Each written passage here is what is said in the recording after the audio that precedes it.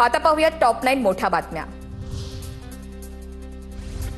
कोल्हापुरातील हॉटेल आणि व्यावसायिकांनी उद्याचा भारत-पाकिस्तान सामना दाखवू नये, ठाकरेंच्या सेनेचे संजय पवार यांचं आवाहन।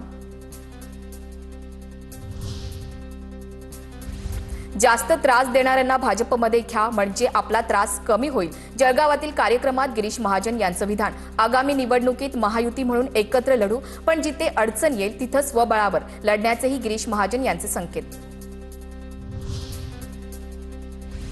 पश्चिम महाराष्ट्रासाठी ठाकरेंच्या शिवसेनेचं सावध पाऊल, मविया की मनसे स्थानिक पातळीवर निर्णय घ्या, उद्धव ठाकरेंचे पदाधिकाऱ्यांना आदेश। आतापासूनच चर्चा आणि तयारी सुरू करण्याच्या ठाकरेंच्या सूचना।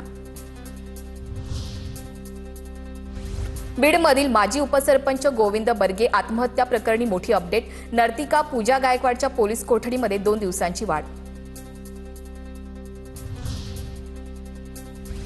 भिवंडी शहरातील वाहतूक कोंडी आणि अतिक्रमणामुळे नागरिक त्रस्त, रस्त्यावरील अतिक्रमण, वाहतूक कोंडीच्या समस्येवर आयुक्त आणि आमदारांचं रस्त्यावर प्रत्यक्ष सर्वेक्षण।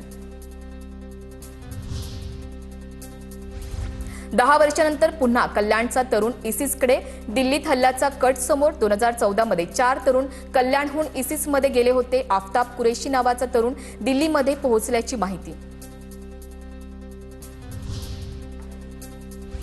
महाराष्ट्र पोलीस दलातील शिपायांची 15,000 पदं भरली जाणार, विहित वयोमर्यादा ओलांडलेल्या उमेदवारांना विशेष बाब म्हणून आणखी एक संधी मिळणार। 2022 पासून ते 2025 पर्यंत या 4 वर्षांच्या कालावधीमध्ये वयोमर्यादा ओलांडलेल्यांना फायदा होणार।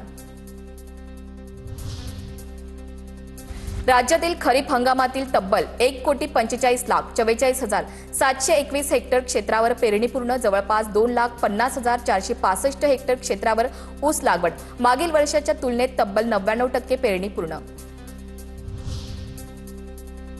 ऑगस्टमध्ये किरकोळ महागाई जुलैमधील 1.61% 2.7% वाढली। भाज्या, मांस, मासे आणि अंड्यांची किंमत वाढल्यामुळे महागाईत वाढ, राष्ट्रीय सांख्यिकी कार्यालयाकडून आकडेवारी जाहीर।